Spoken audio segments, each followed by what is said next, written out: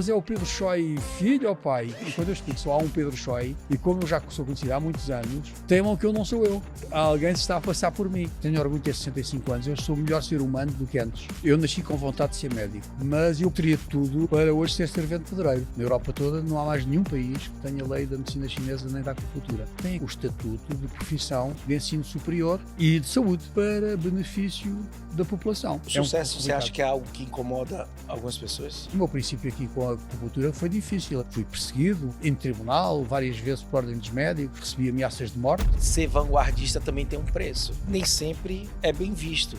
Pois não. Como é que tem sido o desafio ao longo da sua vida com isso?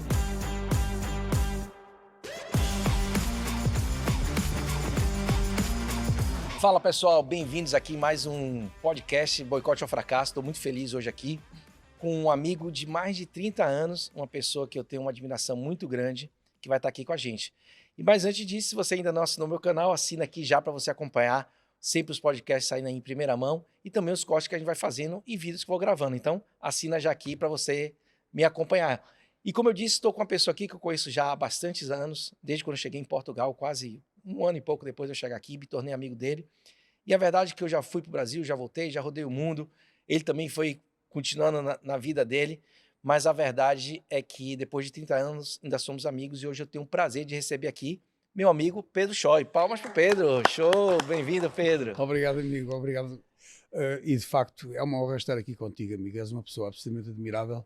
Também assisti ao teu percurso todo, devido crescer, porque tu chegaste cá quando te conheci eras estudante. Verdade. E agora és um homem de renome internacional e por razões de pleno mérito. Parabéns por este trajeto todo, mas eu acho que quando tu eras estudante eu já conseguia antever que tu ias chegar muito, muito, muito longe. Obrigado, Pedro. Fico muito feliz de estar com você aqui. Como eu disse, Pedro é um amigo. Para quem não conhece o Pedro, Pedro é pai, é um ser humano incrível, é graduado e professor em karatê, né? É verdade.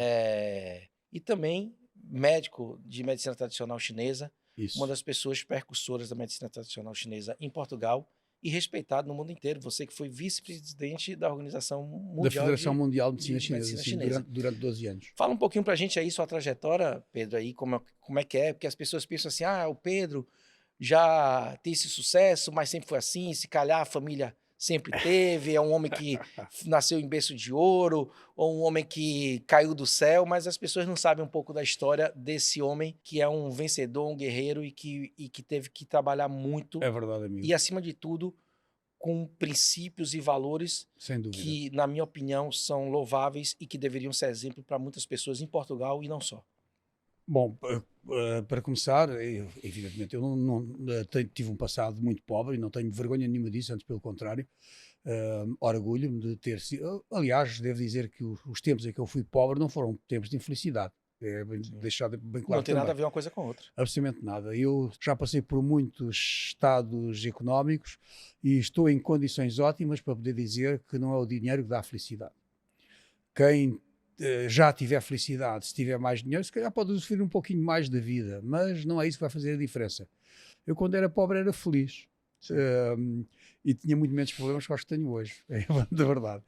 Eu nasci de uma família muito pobre, a minha mãe era chinesa, o meu pai era português militar de baixa patente, deixar isso bem claro, baixa patente. O meu pai chegou no máximo a sargento-chefe. Em termos salariais, um sargento-chefe deve ganhar o mesmo que ganha um professor primário. Sim. Agora imagina um professor primário a sustentar 6 pessoas. Ele, a mulher, a minha mãe, 4 crianças. E 4 crianças foram todas para a faculdade. É impossível. Um estudante universitário gasta o salário de um professor da escola primária Facilmente. só para a sua vida normal, para estudar, não é? Portanto, como imaginam, foram tempos muito difíceis. Claro que o que é que a gente fez? Aquilo que é normal, fomos trabalhar, que é a única forma de se poder crescer. Você começou a trabalhar com quantos anos, Pedro? Eu comecei a trabalhar aos 13 anos de idade e vou dizer mais, comecei a trabalhar legalmente, porque estávamos ainda sob a ditadura. Um regime diferente. Era um regime que na altura aceitava com que os menores de idade pudessem trabalhar legalmente. Portanto, comecei a trabalhar aos 13 anos de idade. Comecei a descontar aos 13 anos de idade para a Segurança Social. Trabalhos simples, tipo trabalhar no campo, tipo algumas fábricas locais, construção civil. esse tipo de coisas. 13 anos de idade, evidentemente, não foi trabalhar o tempo inteiro, estava Seus na irmãos escola. também?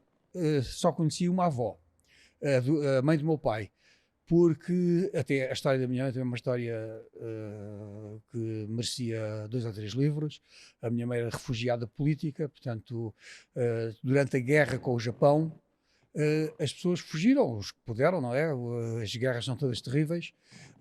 Na altura não havia os meios de comunicação que existem hoje. E a minha mãe, durante a fuga, perdeu-se da família e foi parar a Macau com uma criança, com o irmão mais novo às costas. E foi adotada, perdeu o resto da família toda, eram 11 irmãos, e foi adotada por uma família de Macau. E daí para a frente cresceu também num ambiente de necessidades e sem família, sem uma verdadeira família. O meu pai militar foi para Macau trabalhar, fazia parte do trabalho de representação dos portugueses, e casou-se com a minha mãe lá. Tiveram uma história de amor linda, um caso de amor bem sucedido. A minha mãe, que era muito mais nova que o meu pai, cerca de 20 anos, infelizmente faleceu primeiro. E posso dizer que o meu pai, que infelizmente também já está falecido, mesmo continua apaixonado pela minha mãe, apesar de ter ficado sozinho. Nunca pensou nem sequer na possibilidade de vir a ter outra mulher. E os dois tinham valores muito altos. O meu pai, como militar, tinha uma educação muito rígida e muito forte, mas nunca nos faltou com amor. E sempre teve aquela visão de que era por estudar que nós conseguiríamos atingir um nível maior. Conseguimos passar, era as ferramentas que haviam naquela altura. Se nós voltarmos, é preciso perceber que eu cheguei a Portugal em 1960. Você nasceu cá ou nasceu lá? Eu nasci em Macau. Posso não parecer, mas tenho 65 anos, daqui a 3 meses terei 66. Já te disse que você está melhor. Pois estou mais novo agora. Tá bem. Olha, sabes que isso tem-me dado problemas. Sabes que há pessoas que vão à minha consulta e, como eu já sou conhecido há muitos anos, temam que eu não sou eu. Que alguém se está a fazer passar por mim. Com frequência pensam que é um filho ou qualquer coisa. Às vezes, mas é o Pedro Choi filho ou pai? E quando eu explico, só há um Pedro Choi, que não há o filho e o pai, porque é uma mistura de dois nomes um bocado estranhos. É uma mistura de nome chinês com português, de forma que não há muitos nesse sentido. Eu acho que só há um, não sei se há mais algum, nunca fui à procura. Mas se houver, não é assim uma coisa muito provável. Comum. Pois imaginam-me, é uma coisa engraçada. As pessoas imaginam-me, não sei porquê, baixo, velho e gordo. É isso que os meus pacientes me dizem quando chegam à consulta e não me reconhecem o estereótipo que eles fizeram. Talvez que assim, a ideia de, como eu já sou conhecido há muito tempo, deve ser velho. Sim. Na verdade, este ano faz 40 anos que eu comecei a exercer. 40 anos é muita coisa. E já consultei centenas de milhares de pessoas e apareci muitas vezes em televisão. Portanto, isso tudo junto faz o meu nome é mais conhecido que a minha cara, nesse sentido. E as pessoas, quando chegam lá, às vezes surpreendem-se, e às vezes já perguntaram à minha secretária, mas este é mesmo o Dr. Pedro Choi que está aqui? E as pessoas, às vezes, algumas têm dificuldade em acreditar. Mas você está falando isso. Eu agora viajei, fui a Madeira semana passada, e fui no avião, o avião foi vazio, né? 20 e poucas pessoas no voo, o que não é muito comum para Madeira, mas era um voo 6 e pouco da manhã da TAP. E aí tinha uma pessoa que eu comecei a conversar, ele tinha um pouco de medo de avião assim, começamos a conversar, e ele falou com a hospedeira que tinha feito o greco-romano, isso e aquilo, e eu gosto de treinar jiu-jitsu às vezes, puxei assunto, e ele falou, não, mas eu sou músico, e falou o nome dele, e eu realmente não reconheci na hora. Aí ele falou o nome, eu falei, fulano de tal, ele falou, eu falei, o nome sabia, mas a cara, que é o que você está falando, às vezes muito a marca, o nome é conhecido, e às vezes a pessoa não associa a imagem, né? Que é o pouco que você está dizendo. Bom, mas recuando assim de uma forma rápida, a minha trajetória foi sempre muito difícil. Para já porque tive de trabalhar e estudar ao mesmo tempo. Mas é isso que eu estava perguntando. Os seus irmãos também trabalharam? A minha irmã trabalhou algumas, fui só eu que trabalhei. Porque o meu pai tinha dinheiro para conseguir. Você é o mais velho, é, Pedro? Eu sou o segundo. A irmã é mais velha, né? Ao mais velho, depois sou eu. O Zé é o mais velho. Eu, a São, que é a terceira, e o João. Temos todos uma diferença de 3 anos. Uns dos outros. Então, isso dava o tempo certo para o mais velho sair da faculdade e entrar o mais novo. O meu pai conseguia, com muito sacrifício, sustentar um na faculdade. Portanto, os dois do meio tinham que se desenrascar. Felizmente, conseguimos com que a Ação trabalhou no primeiro ano de faculdade, foi professora de matemática em Alpiarça e estudava biologia em Lisboa. Ora, ou seja, e isto, estamos a falar de uma miúda com 18 anos. Okay? Na altura era possível, Portugal tinha falta de professores. Então, os estudantes universitários da área de ciências podiam ensinar matemática.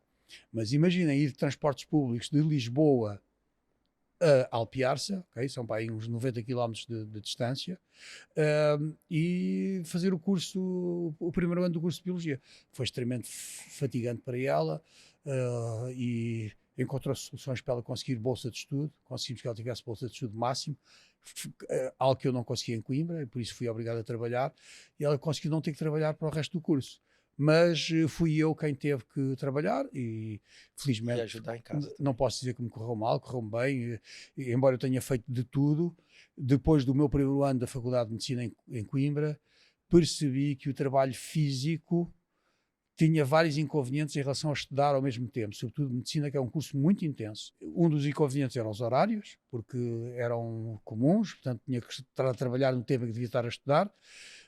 E outro inconveniente era a fadiga. Servente pedreiro é pesadíssimo. E naquela altura não havia as máquinas cá hoje. Os tijolos eram carregados à mão. E o cimento também. Né? O cimento era fabricado à mão, ok? Era uma coisa pesada a sério. As sacas de 50 quilos de cimento eram carregadas ao ombro e levadas a pulso lá para cima. Era um trabalho pesadíssimo. A pessoa acabava de trabalhar, sentava-se numa cadeira e adormecia. Nada compatível com chegar a casa e estudar. Claro. Então, eu resolvi... como disseste, eu faço artes marciais desde criança, o Karate é a minha principal, mas eu já fiz um bocadinho todas as outras, já fiz Judo, Jiu-Jitsu, Aikido, Iaido, Muay Thai e outras mais, para não citar aqui uma totalidade, mas Kung Fu, o meu normal é fazer duas em simultâneo. Agora só estou a fazer uma.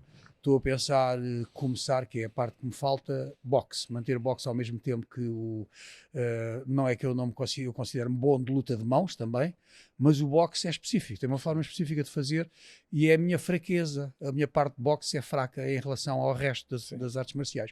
As artes marciais serviram-me para sobreviver de duas maneiras. Primeiro, tornei-me professor de Karatê e tornei-me professor de propósito para poder ganhar dinheiro com Karatê, para poder sobreviver. E era limite suficiente a princípio para eu conseguir sobreviver. Depois tive muito sucesso como professor de Karatê. Entretanto, no meu segundo ano de medicina fui convidado, porque eu tinha sido campeão nacional e como era estudante de medicina, o Diário de Coimbra, que era um jornal importantíssimo na época.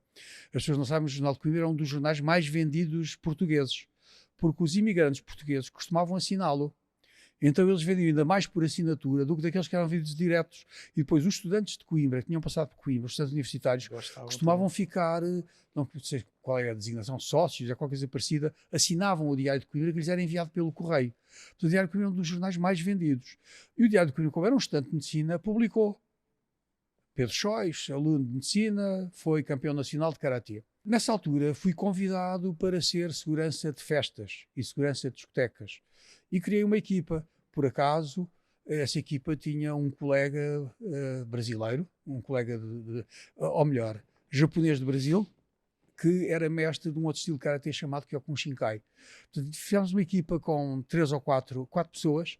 Eu era o líder, fui eu que fiz a equipa, mas os dois orientais era eu e o penso que ele não se vai importar que eu o diga, o Wilson Jorge Maeno, que é hoje diretor de um hospital no Brasil. E dessas duas formas eu consegui ganhar a minha vida para conseguir pagar os meus estudos. Depois tive ainda uma fase mais difícil, que foi quando eu decidi que não queria estudar medicina convencional, ou melhor, quando eu decidi que queria outra medicina melhor do que a medicina convencional, e peço desculpa por este melhor entre aspas, não é melhor no meu conceito, naquilo que eu procurava, que eu procurava uma medicina mais holística, melhor para mim, para eu praticar, que eu tenho tudo a favor da medicina dita convencional, sou um defensor, mas eu prefiro praticar uma medicina que veja o homem como um todo. E descobri que havia em Marselha, França, um curso de medicina chinesa. Curso esse que exigia que nós tivéssemos os 3 primeiros anos de medicina concluídos. Era um acordo com a Universidade de Kunming, que é na China, porque Marselha é uma cidade geminada com Kunming. Agora, qual era a dificuldade? A dificuldade eram 2.000 km de distância. era Portugal ser um país pobre e a França ser um país rico. Portugal era paupérrimo na altura. Estamos a falar de 1900 e inícios dos 80, não é? Ora, um miúdo a entrar de moto, porque eu ia de moto, tinha que ir de moto, que eu precisava de transporte lá. A entrar de moto em França tinha que ter duas coisas. Dinheiro vivo para mostrar na fronteira que tinha capacidade de tinha estar lá. capacidade de lá estar lá. 2, tinha que levar números de telefone de professores para comprovar que você estudava. Para comprovar que eu estudava. Eles telefonavam aos professores para confirmar que eu estudava. E depois tinha que ganhar o dinheiro de alguma maneira, não é? Senão era difícil, porque a diferença do salário mínimo para Portugal e França, se ainda hoje é uma diferença, que agora penso que deve ser, não sei de cor, mas imagino que França deve ser no mínimo o dobro de Portugal, talvez o triplo. Mas na época era bem mais. Na altura era 10 vezes mais. Era uma diferença brutal. E essa diferença me refletia no resto, na economia, no global, nos custos que eram para mim estudar em França. O meu primeiro ano tive que encontrar formas de ganhar mais dinheiro ainda do que aquilo que eu ganhava aqui.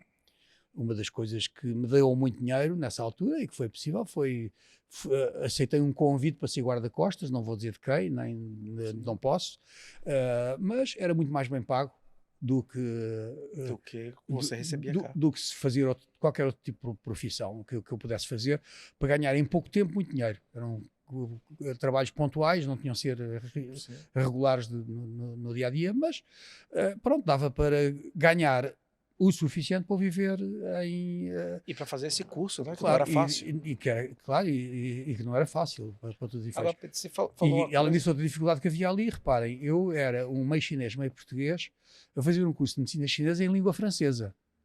Os meus colegas de curso eram franceses. Ou seja, também havia este handicap da língua. O que é que eu sabia de francês? O que se aprende no liceu. Sim. Portanto, imaginem-se uma pessoa qualquer que tem 5 anos de língua francesa no liceu. Atenção, eu era aluno de ciências, portanto, aquilo que a gente aprendia de língua não era a mesma coisa que aprendia os que eram de letras. Claro. Portanto, era tipo 2 aulas por semana de língua francesa na escola normal. Como imaginam, isso não dá grande traquejo a uma pessoa em relação a uma língua. Portanto, tive que ultrapassar também o obstáculo da língua. E uma das dificuldades que eu tive lá no primeiro ano, porque no segundo ano já estava, no segundo ano já trabalhava como guarda-costas, já não precisava. Aliás, no primeiro ano fui para lá numa moto de 125 cm3, também foi outra odisseia. Era um Paris-Dakar sair de Portugal, porque a estrada de Coimbra até à fronteira não tinha as autoestradas. Era só buracos. Então, quando estava a chover, aquilo era um autêntico Paris-Dakar. Aliás, era por isso que a minha moto era uma todo-terreno para atravessar aquela parte de Portugal. Mas eu, para economizar dinheiro, nesse primeiro ano, quando estava calor, dormia na rua 2 ou 3 dias. Sim. Depois, dormia nos bancos do jardim. E usava as cantinas da universidade para me alimentar. Curiosamente, em França, era um país rico em comparação com Portugal, mas coisas que ainda não há muito em Portugal, dos públicos, lá existe com facilidade, até em várias estações de serviço, na própria universidade existiam dos públicos, portanto era fácil ter acesso a essas coisas, não era um verdadeiro sem-abrigo, sem coisa nenhuma. E depois, tipo, mesmo no verão, 2 dias por semana, passava nas pousadas de juventude, que não sei se ainda existe hoje, mas é uma espécie de aquele tipo de hotéis com muitas pessoas no mesmo quarto, com camaradas, hostel, com não? Hostel, é um tipo de hostel, mas um hostel do Estado. Sim. Era muito barato, como é evidente, mas mesmo, no meu primeiro ano, mesmo isso era caro para mim. Claro. Mesmo a cantina da Universidade francesa era caro para mim. E eu ia aí para 2 razões. Primeiro, para ter 2 ou 3 noites boas, depois para ter um cuidado da higiene mais, e depois para cozinhar, para ter comida para mim. Nessa altura, durante muito tempo, eu alimentei-me a arroz, até parece que era de ser chinês, não é? Arroz com queijo e arroz com queijo e fiambre. Era o que eu comia todos os dias. É que o arroz, as pessoas não sabem, mas dura muito tempo. E voltando aqui a histórias, olha, na guerra do Vietnã, os vietnamitas ficavam semanas dentro de um buraco, só tinham água e arroz dentro de uma tripa de porco, que depois de fechado durava 2 semanas. E então comiam só arroz. E eu, inspirado nesse ponto, e sabendo já de medicina, sim, sabia que além de arroz havia de precisar pelo menos de proteínas, não é? Sim. Para manter a saúde. E então comia queijo e fiambre além do arroz que ia comprar com Ô, regularidade ao Pedro, supermercado. a maioria das pessoas desistiria, né? Quer dizer, a maioria das pessoas nem ia tentar. Repare, para mim o mais fácil era ter continuado em Coimbra a estudar medicina. Eu Sim, estava extremamente estável. claro. Ora, em Coimbra, eu, quando fui estudar para Marselha, já tinha a estabilidade toda montada em Coimbra. Segurança de discotecas, segurança de festas. O curso que Tinha, você tinha fazia. 15 escolas de karatê. Não acredito que tenha havido um instrutor de karatê que tenha tido mais alunos em simultâneo do que eu, ainda hoje, em Portugal. Justamente porque eu criei uma estrutura com Um método. 15, com método, 15 escolas, depois alguém a tomar conta, eu ia lá com regularidade, etc, etc. A dada altura eu só ensinava cintos pretos, e os cintos pretos davam as aulas aos outros, etc, etc. Mas eram todos meus alunos, eram os alunos dos alunos que funcionavam por uma Mas com hierarquia de isso, sistema. você teve um aluno que teve um destaque a nível, não só de Portugal, mas a nível mundial, né? Mundial, justamente. Estás a falar do Ricardo Teixeira, Que é um craque aí nas redes sociais sim, também. é um craque também nas redes sociais, é também um homem de grande prestígio. O Ricardo Teixeira foi o primeiro português campeão do mundo. E eu, às vezes, digo que ele ofuscou um pouco os outros, porque naquele dia, em 1993, pela primeira vez, Portugal subiu ao pódio. O Ricardo Teixeira foi campeão do mundo. Mas houve também um vice-campeão e 2 terceiros lugares, que ficaram totalmente ofuscados, porque um campeão do mundo é um campeão do mundo. Sim. No meio disso tudo. Começou comigo, ele próprio conta a história, portanto eu posso contá-la sem problema nenhum. Aliás, ele é um dos que usa justamente essa... que o fala de forma a mostrar que boicotou o fracasso. Era vítima de bullying, era um miúdo fraquinho, raquítico, baixinho, pequenino, que tinha um problema de queda de cabelo. Mas na altura ele era vítima de chacota na escola, e vítima de bullying, etc. Talvez por causa disso, eu dei-lhe mais atenção do que dei aos outros todos. E a verdade é que ele, com 20 anos, foi campeão mundial de karatê. E é muito raro conseguir chegar lá nessa idade, chega-se mais tarde. É um desporto tardio, as pessoas chegam aos 27, 28, 30 anos, atingem a maturidade. Ele chegou aos 20 anos, é campeão do mundo, e se eu estou lembrado, na altura, já passou muito tempo, foi em 1993, tenho a ideia que ele derrotou um campeão em título de 10 anos consecutivos de campeão, que chorou a seguir, depois de ter perdido com uma pessoa que não era conhecida de lado nenhum. E isso, inclusive, fez com que os outros portugueses me viessem perguntar, os outros mestres portugueses me viessem perguntar qual era a diferença dos meus alunos para os alunos deles. Porque eu sei, pá, os teus não são melhores que os nossos tecnicamente, não são melhores que os nossos em condição física, não têm mais idade, não têm mais tempo de treino. Porque é que eles ganharam e os nossos não? E eu disse-lhes que era psicológico. Na verdade, era mais do que psicológico. Na prática, de certa forma, não tenho o teu nível, nem pretensões a ter, mas na prática eles tiveram a minha mentoria. A minha mentoria para se tornarem pessoas mais fortes. Isso é normal nas artes marciais tradicionais. É uma coisa que, infelizmente, se tem vindo a perder também. As artes marciais têm estado a ser transformadas em desporto.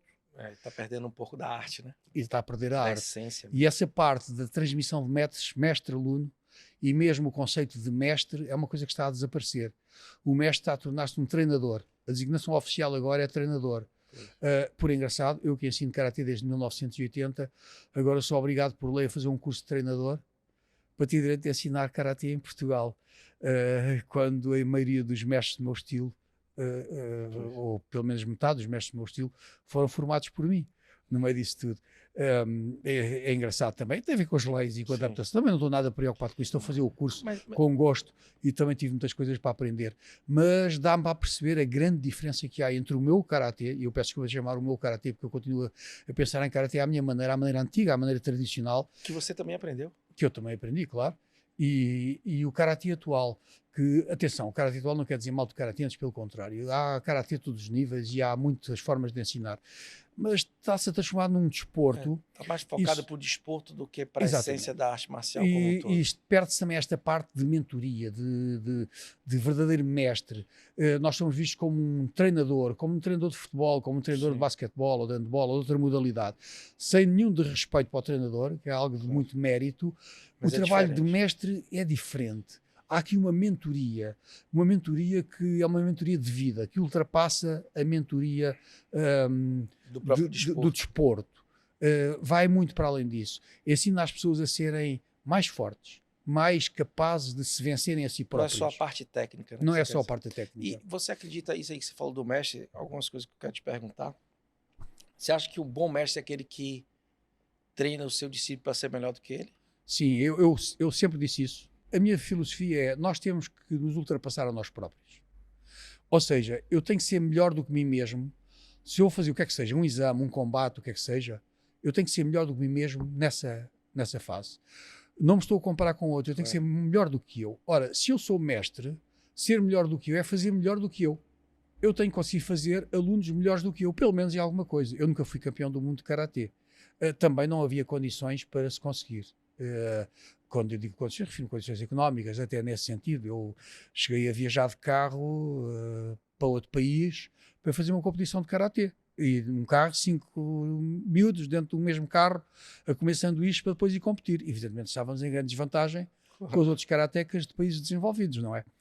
E portanto era difícil uma pessoa chegar lá e vencer. Já ia lá todo cansado, esgotado, sem energia, a comer sanduíches. Já era um milagre. Já tem desvantagem. Já estávamos em grande desvantagem. Mas pronto, não estou a queixar-me também, mas estou a dizer que eu nunca fui campeão do mundo e consegui fazer vários campeões do mundo. Nesse sentido, acho que consegui fazer melhores karatecas do que eu. Apesar de o melhor é subjetivo, Sim, claro. Pelo menos melhor em resultado esportivo, nesse sentido. Você acha que as dificuldades forjam o homem? Depende daquilo que um homem tiver na alma. Porque há pessoas que desistem e eu... A maioria desiste. Que desiste e há pessoas que avançam. A mim o trabalho aquele trabalho que eu fiz com guarda-costas mostrou-me... enfrentei circunstâncias muito difíceis e circunstâncias, algumas de vida ou de morte, e a gente aí percebe como é que os humanos funcionam. E percebemos que há muita coisa que... Claro, eu acho que toda a gente pode ser mentorada para chegar lá, e tu és um exemplo disso, pela quantidade de pessoas que tens mentorado e que têm feito com que elas se ultrapassem a si próprias e sejam muito melhores do que eram. Mas há pessoas inatas que têm qualquer coisa lá dentro, perante a adversidade reagem, perante, por exemplo, perante a iminência de morte. E há outros que congelam. Paralisam e às vezes nem tem a ver. Eu vi pessoas sem nenhuma formação em técnicas de luta reagir. Serem os guerreiros. E mostrarem um espírito guerreiro naquele momento, e outros muito fortes, com muito treino, fugirem do conflito. Inclusive pessoas que tinham a obrigação de reagir, porque estavam a ser pagos para reagir, e que na vez de reagir fugiram. E outros que estavam lá e que não tinham nenhum tipo de formação e que lutaram. Portanto, essa reação de luta tem uma parte que pode ser aprendida, tem uma parte de instintiva. Eu acho que todos os humanos podem aprender, mas alguns têm que aprender a ultrapassar o espírito de fuga que eles têm dentro deles. A adrenalina dá-nos, e outras hormonas, que são libertadas perante o perigo, dão-nos energia para fugir ou para atacar. Aliás, volto à minha mentoria como mestre de karatê. Na primeira aula de karatê, primeira aula do primeiro ano, eu costumava perguntar às pessoas qual é a diferença entre um corajoso e um medroso. Eles diziam, um medroso tem medo e um corajoso não tem medo e por isso avança. Eu disse, não, todos têm medo, só que o corajoso avança com o medo e o medroso recua com o medo.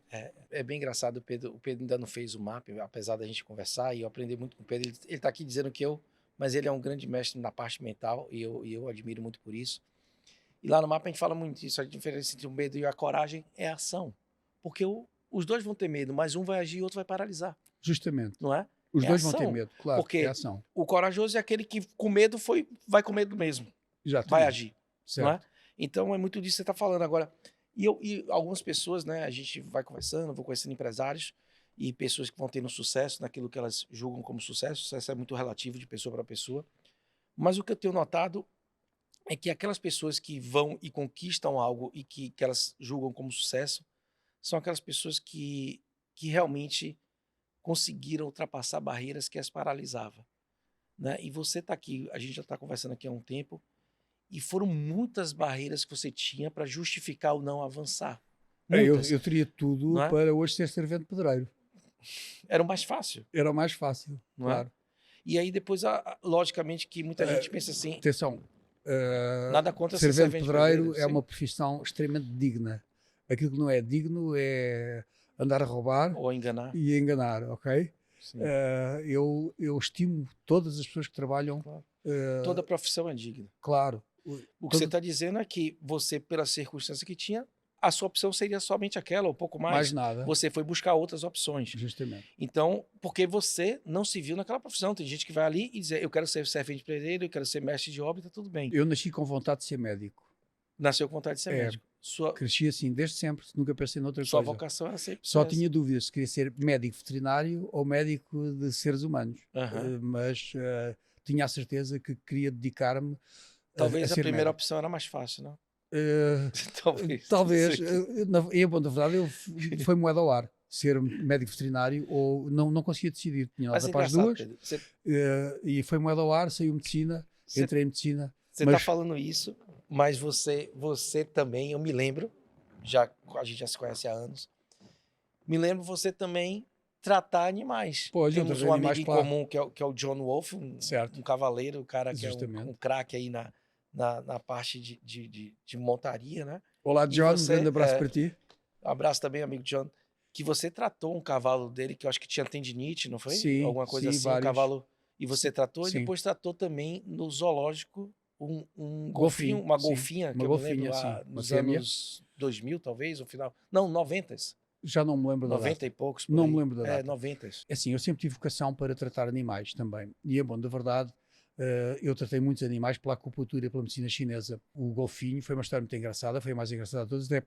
Tem várias partes engraçadas. Também foi ultrapassar barreiras, e mais uma vez. E envolve também uma conterrânea tua, a doutora Alexa Gorbe, que é médica veterinária e especialista em golfinhos. E que era a diretora do delfinário do zoológico. Ela teve lá um chinês, um veterinário chinês, que vai ver os golfinhos. E aquela golfinho estava sempre doente, fazia infecções urinárias e fazia infecções do espiráculo, que é o nariz deles, aqueles que eles têm aqui em cima da cabeça, por onde sai ar quando vem cá acima respirar. Ele dizia-lhe, em inglês, ela costumava dar com os olhos fechados, porque tinha intolerância à luz. Claro que ninguém sabia que ela tinha intolerância à luz. Foi ele que diagnosticou esse veterinário chinês. E dizia-lhe, olhos fechados, problema nos rins. Olhos fechados, problema nos rins. E para dizer ela para tratar, mas ela sabia que o bicho tinha infecções urinárias. Entretanto, acontece que ela foi visitar os golfinhos do outro delfinário. Havia lá mais outro golfinho que fazia infecções urinárias e andava com os olhos fechados. Ela pensou, espera lá, o raio chinês tinha razão. O raio chinês queria tratá-la, queria tratar o golfinho com ervas de medicina chinesa por causa daquela doença renal que não é mesmo relacionada às infecções, é uma fraqueza da energia do rim. Ela resolveu procurar o chinês que sabia de medicina chinesa em Portugal, que era eu, na altura. E pediu-me se eu tratava o golfinho, e eu tratei. Tivemos muito sucesso. Mas aí também tive que ultrapassar uma carrada de barreiras. Primeiro, descobri na altura, que eu não sabia, que não havia um único mapa de meridianos da acupuntura dos golfinhos. Não havia, fui eu que inventei. Fui eu que fiz o primeiro meridiano do mundo, não sei se há mais algum, mas fui eu que fiz os primeiros mapas de meridianos da acupuntura do golfinho. Filo por comparação anatómica e descobri que não havia como. Eu, na altura, já era presidente da Associação Portuguesa da Acupuntura. Então, escrevia todas as associações que eu conhecia do mundo, fax, era o que se usava na altura, mandei toda a gente para ser rápido, a pedir ajuda. Quem vou tratar um golfinho pela acupuntura? Quem tem mapas de meridianos? Todos os que responderam, não temos conhecimento de haver nenhum mapa de golfinhos. Então, eu fiz um mapa por comparação anatómica. Como assim? Os pontos da acupuntura têm relações com a anatomia. Por exemplo, um ponto que eu sei no golfinho aqui é um ponto chamado regu, é o ponto número 4 do meridiano do intestino grosso. Ele fica entre o primeiro metacárpico e o segundo metacárpico, ou seja, estes dois ossinhos aqui antes dos dedos, ok? No ângulo desses dois pontos. Ora, é descobrir onde é que está esse ângulo do golfinho e aí há de ser este mesmo ponto. Acontece que, por ecografia, vê-se dentro das barbatanas do golfinho os 5 dedos. Logo, consegui achar o ponto. E o resto tudo por comparação anatómica. Sim. Então, descobri os pontos da acupuntura dos meridianos do golfinho, tratámos e foi um sucesso. Foi um sucesso porque a golfinho deixou de ter infecções urinárias, deixou de ter infecções do espiráculo e, mais do que isso, para o diagnóstico era uma insuficiência de energia yang dos rins, o que também dá infertilidade. Eu também trato muitos casos de infertilidade. E a golfinho era infértil, mas nunca ninguém se preocupou com isso. E atenção, ela já tinha 20 anos, que é o correspondente a um humano de 45. Portanto, já estava quase na menopausa. Na sequência do nosso tratamento, a golfinho veio a ser mãe. Nasceu um golfinho no zoológico de Lisboa, que também foi notícia. Além de ter começado a recuperar tudo, por exemplo, ela saltava Que é uma menos coisa difícil também, em cativeiro, o golfinho em fica, cativeiro. É né? muito E difícil você, os golfinhos reproduzirem em cativeiro. Mas ainda ela estava classificada como como infértil, infértil. como não, nunca se pretende reproduzir, porque naquela altura já seria natural ter-se reproduzido. Nunca tinha tido filhos sequer, portanto não tinha esse tipo de comportamento. E engravidou. E passou a saltar tanto quanto os machos, quanto ela saltava menos. Ou seja, ficou de muito melhor saúde global, foi tratada com acupuntura e medicamentos à base de ervas chineses, não é? E já agora, de ervas chinesas, acrescenta-se também que havia outra inovação, é que as agulhas foram substituídas por raio laser. Eu penso também ter sido o primeiro português a substituir as agulhas pelo laser, para estimular o ponto de acupuntura na mesma. A razão prendia-se com o facto de que o golfinho era tratado livremente, ou seja, era tratado na borda da piscina, e havia o medo de cair uma agulha e algum golfinho engolir a agulha. E seria que morreria. Portanto, usámos raio laser em vez de agulhas e correu muitíssimo Correu bem. super bem. Agora, Pedro, logicamente que tudo isso está falando, ser vanguardista também tem um preço, não Infelizmente, sem é? dúvida. E, Claro. e você foi vanguardista em várias coisas. E nem sempre é bem visto. Pois Como é não. que tem sido o desafio ao longo da sua vida com isso? Porque eu sei que isso também é uma coisa que é o preço que se paga, né? Claro. Não só você, mas outras pessoas. Agora, nas redes sociais, toda a gente tem a noção, até há quem diga que ter haters é bom sinal, não é? É sinal que Que se, tá se a gente está a funcionando. incomodar as pessoas, então já quem conta quantos haters é que tem para dizer, olha, já Se tenho não tem tantos, eu hater, estou a não tá tendo ganhar, eu estou a sucesso. ganhar, tenho mais haters do que tu. Parece que o sucesso atrai E gente que o não gosta, Cristiano não é um é? bom exemplo disso, né? Cristiano, o Pois, português mais conhecido do mundo, sim, a pessoa que tem mais seguidores no mundo, e o que mais tem são haters. Qualquer coisa que ele fala, tem muita gente que apoia, mas sempre tem alguém que é fala verdade. mal. Parece que tem um Sim, pouco disso. E com você também sim, já aconteceu isso muitas muitas vezes na sua vezes. vida. Desde inventarem coisas contra mim, do género dizer que eu sou homofóbico e coisas parecidas, percebes?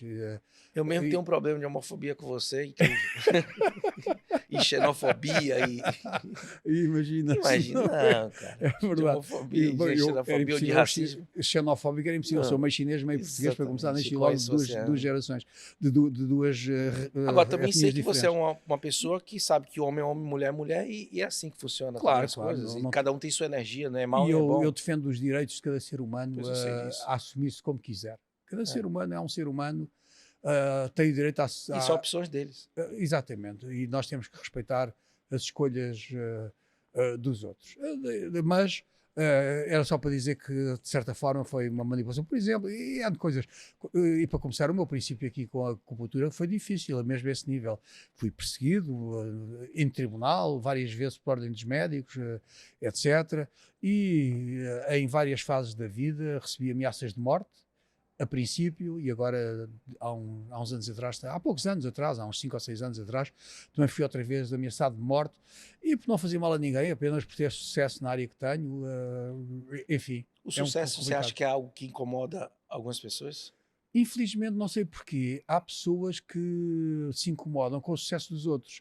E depois também outra coisa, há muita gente que gostava de ter aquilo que nós temos, e quando eu digo nós temos, não é só de material, é também de reconhecimento, mas não querem fazer nada por isso. E depois, como não querem fazer nada por isso, querem boicotar os outros que estão a conseguir. E, inclusive, aquilo que eu achei que me ofendeu mais no meio disto tudo não foi ter sido agredido por aqueles que são opositores natos. Refiro-me, por exemplo, a pessoas que estão claramente identificadas como ligadas à concorrência, a uma medicina concorrente. Mas colegas de profissão, pessoas formadas por mim, que me atacam pelas costas e me apunhalam pelas costas, etc, etc, etc. Todos nós temos sucesso. Também sei que tu também tens disso, também tens gente que tu formaste, que te devem muito e que te atacam, não é? Isso acontece comigo também. É incrível isso O mesmo. oportunismo das pessoas que se aproveitam do meu conhecimento de mil maneiras, entre outras, ou do meu nome, entre outras, fingindo que têm uma relação comigo que não têm, seja de conhecimento, por exemplo. Até houve 2 casos de pessoas que eu descobri, não sei se houve mais, descobri porque a polícia me veio identificar por causa disso. Houve 2 pessoas que davam consultas como se fossem eu. pelo menos 2. Eu descubro que a polícia veio-me identificar, a polícia judiciária. E veio-me identificar porque se eu fosse eu, o outro não posso ser eu. E depois disseram, o que é que vocês vão fazer assim? Amanhã vamos identificar o outro. E pronto, não vou contar as histórias. Mas só para dizer que se chegam a esse extremo, as pessoas usam e abusam do meu nome, dizendo que são meus alunos, meus ex-alunos, tiveram 1 ou 2 aulas comigo e além de mim tiveram mais de 30 professores. É uma coisa que uma pessoa exerce medicina e diz eu fui aluno do professor fulano tal, como forma de dizer, quando ele teve 30 ou 40 professores na escola, não é? Para depois fazer com que transformar isso como uma mais-valia para ter mais pacientes. Epá, não é assim muito mal, pronto, este é das coisas menos más, mas desde falta de reconhecimento, a traição, etc., infelizmente isso acontece muito. Você acha que a traição faz parte do sucesso que a pessoa vai ter? Bom, eu penso que não. Penso que a traição era perfeitamente evitável. Tem a ver com mau caráter, tem a ver com falta daqueles bons valores que tu referes. Uma das coisas que tu referiste e que eu dou muita importância é a lealdade. A lealdade, para mim, é dos valores mais importantes. E como disseste, eu sou uma pessoa leal, tu também és uma pessoa leal. A lealdade é uma coisa intrínseca e a falta de lealdade tem a ver com a maldade. E há maldade. E há pessoas que têm mais maldade do que bondade. E o contrário também. Sim. Há dessas duas coisas. E as pessoas que têm muita maldade não são leais. Logo para começar, é uma das características, é a falta de lealdade. E as pessoas devem lealdade a elas próprias e aos outros.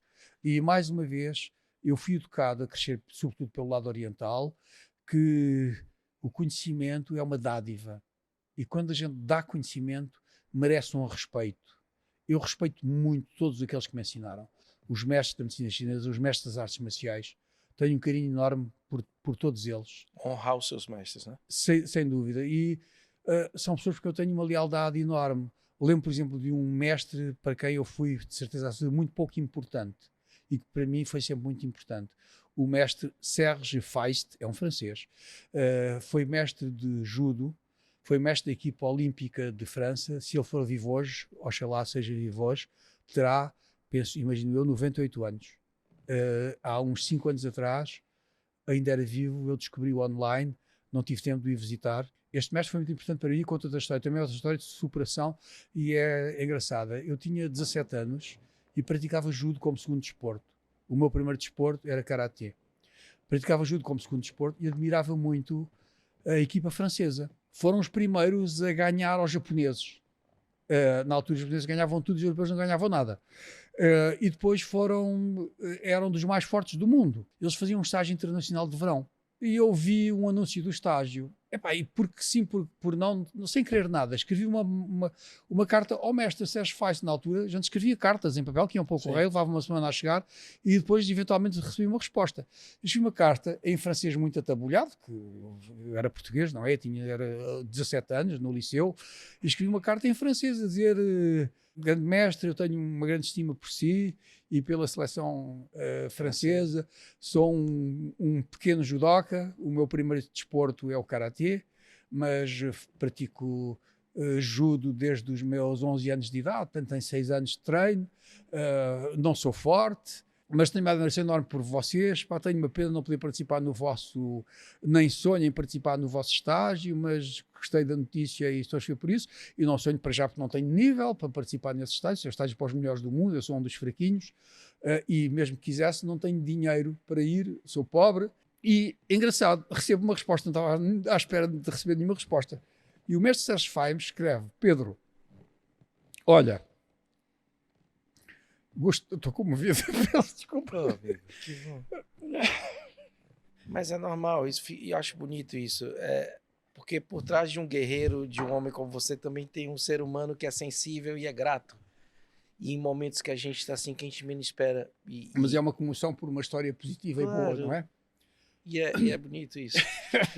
Então, o Sérgio Feist escreve-me, um grande mestre da equipa campeã olímpica. Escreve um miúdo de 17 anos a dizer-lhe: Pedro, se tiveres como chegar cá, não pagas para estagiar. Treinas o tempo todo, tens comida e dormida, só tens que chegar cá. Naquela altura era fácil as pessoas pedirem boleia, sobretudo um miúdo. Os transportes não eram o que era hoje.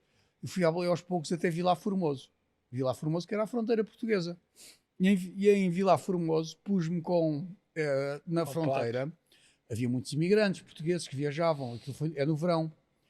Então com um papel a dizer Pô, P-A-U, Pô, que era a cidade para onde eu, na verdade a cidade era Arrezac, mas Arrezac é uma cidade mais pequena ainda, provavelmente as pessoas nem a conheciam, então eu pus Pô no trajeto.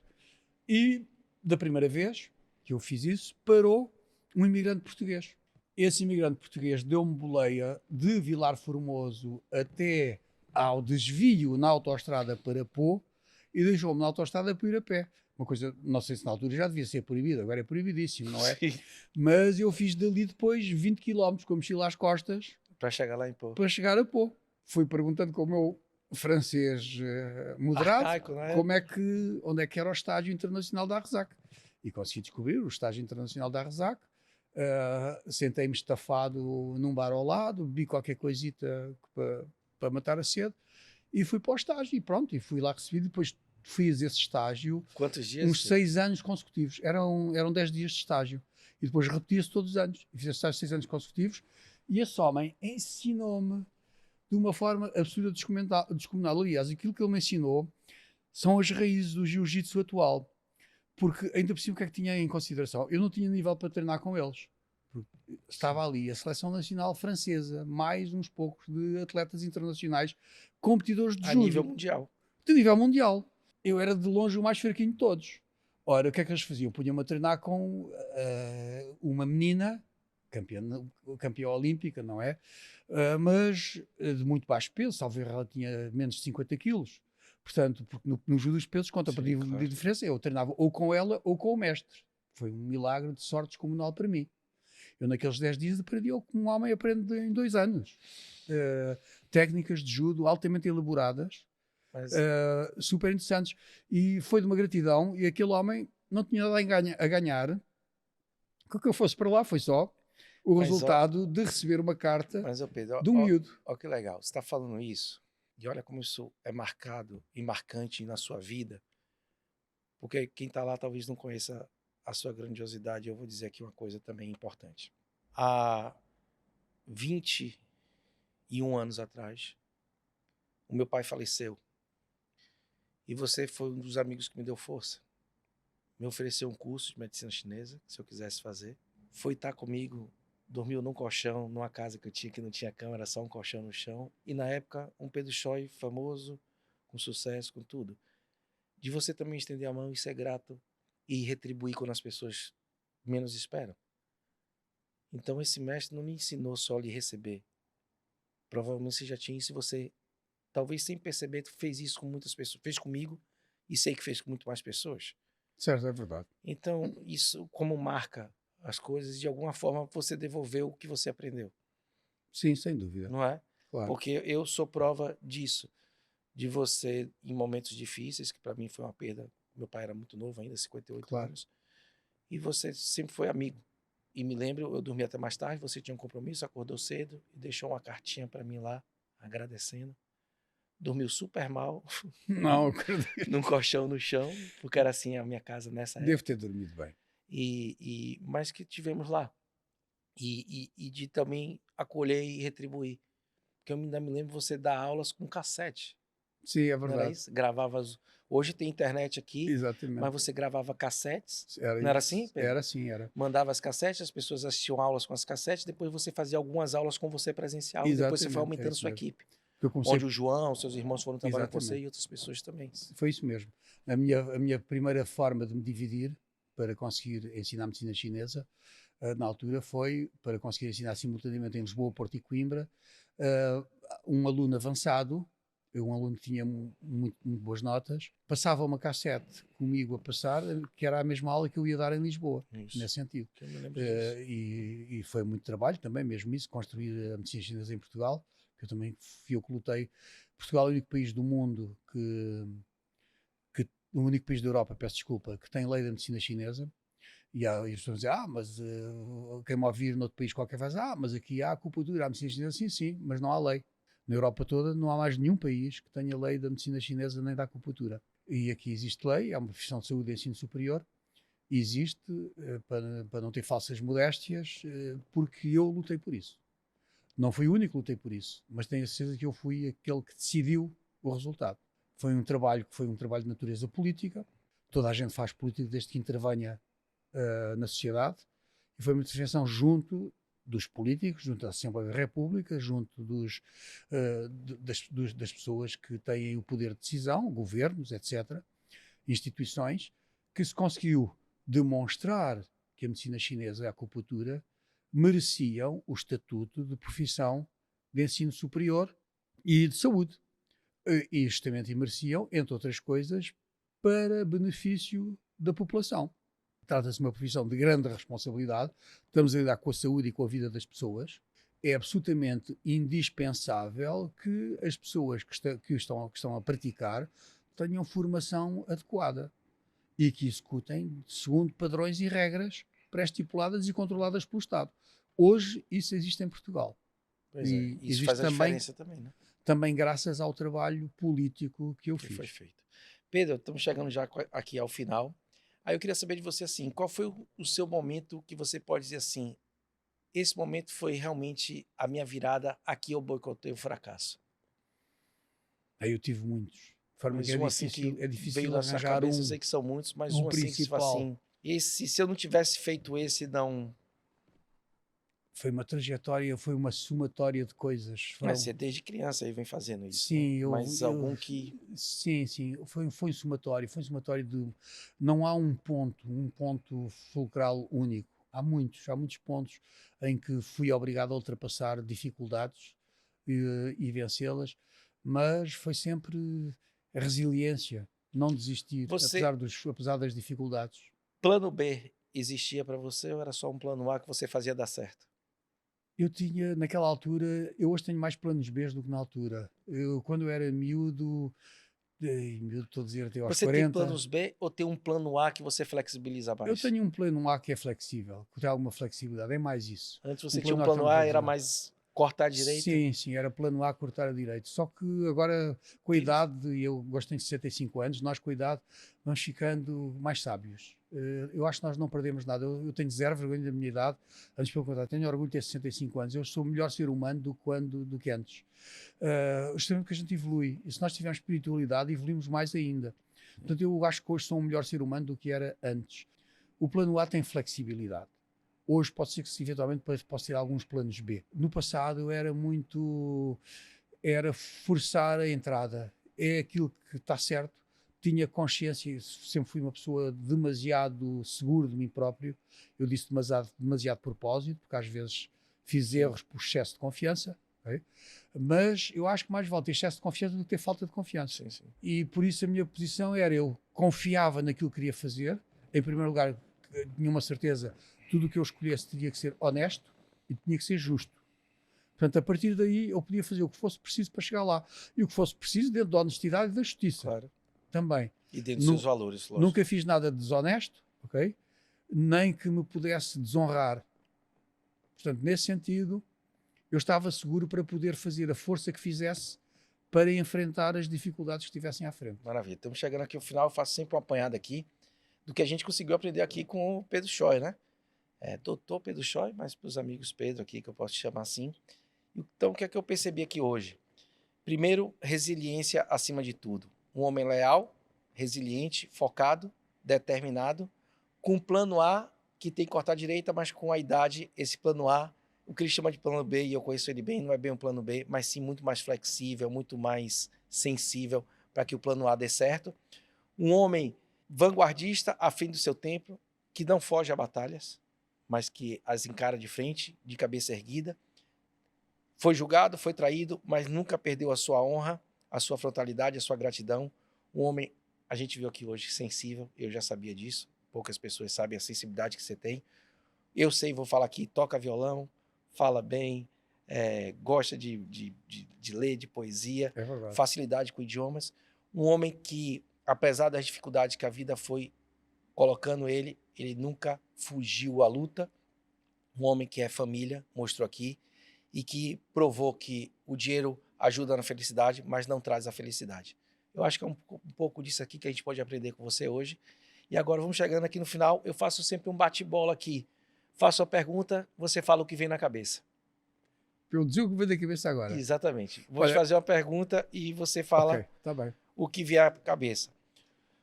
Um lugar preferido? A minha casa. Sua casa.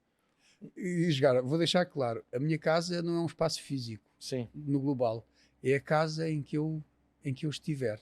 sim. Ou seja, não me refiro, não é uma casa extraordinária, etc e tal. Pode ser o sítio mais humilde do mundo, se for a minha casa, é o meu sítio preferido. Uma recordação de infância. A minha avó, Uma comida. cozida à portuguesa. Engraçado, muita gente aqui fala cozida portuguesa. Cara, eu vou te dizer, o cozido que eu, lá no Brasil, que não é a portuguesa, eu adoro também, mas o cozido à portuguesa eu gosto menos, mas talvez por causa da ligação emotiva também, que eu acho que a comida tem muito isso, ligação Talvez, emotiva, né? talvez. Um momento da sua vida. O nascimento do meu primeiro filho. Boa.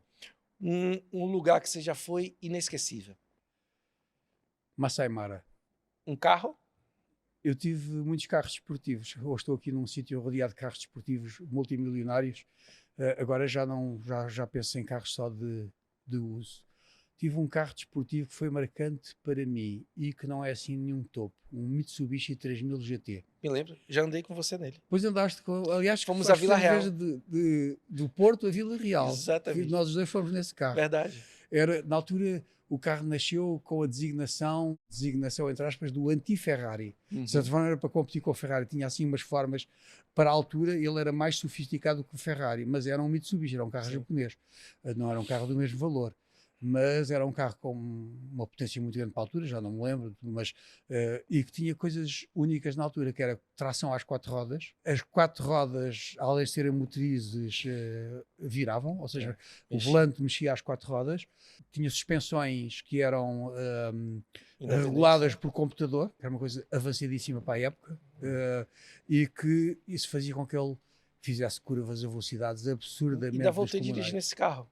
Porque nós fomos e voltamos, as estradas não eram como hoje, e na volta você ficou cansado e eu ainda dirigi um foste tu que conduziste esse carro, está certo, estou lembrado uma agora. Parte disso. Estou agora lembrado desse. Um 3000 GT vermelho. Vermelho, sim, Mitsubishi 3000 GT vermelho.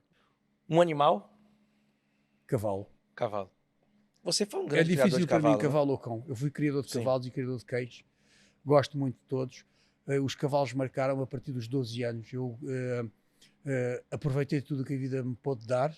Apesar de ser pobre, o facto de meu pai ser militar dava-me acesso às disciplinas praticadas na academia, praticadas pelos militares. Na Escola Prática de Cavalaria havia equitação, judo, eu fiz a equitação, e esgrima, que eu aproveitei para fazer todas. Aí apaixonei-me pelos cavalos, particularmente pelo cavalo lusitano, e fui criador de cavalos lusitanos até há muito pouco tempo, e agora já há uns 10 anos que abandonei a criação de cavalos, mas ainda sou apaixonado por cavalos e também por cães, por algumas raças. Uma paixão sem ser cães nem cavalos? As estrelas. Um amor? A minha atual mulher. Pedro, é muito bom estar aqui com você. Eu faço sempre uma pergunta para todo mundo e te faço essa pergunta. Se você tivesse certeza que não iria falhar, o que é que você faria? Eu acho que é melhor não responder. Então tá bom. Pedro, obrigado por estar aqui. É uma honra, um prazer e uma felicidade muito grande estar aqui contigo. Eu queria devolver-te um elogio, amigo. É que todas aquelas coisas, qualidades que tu enumeraste relacionadas em mim, eu revejo-as em ti. E talvez seja por isso que nós somos amigos. Porque eu acho que as pessoas procuram a semelhança. É assim que acontece no amor.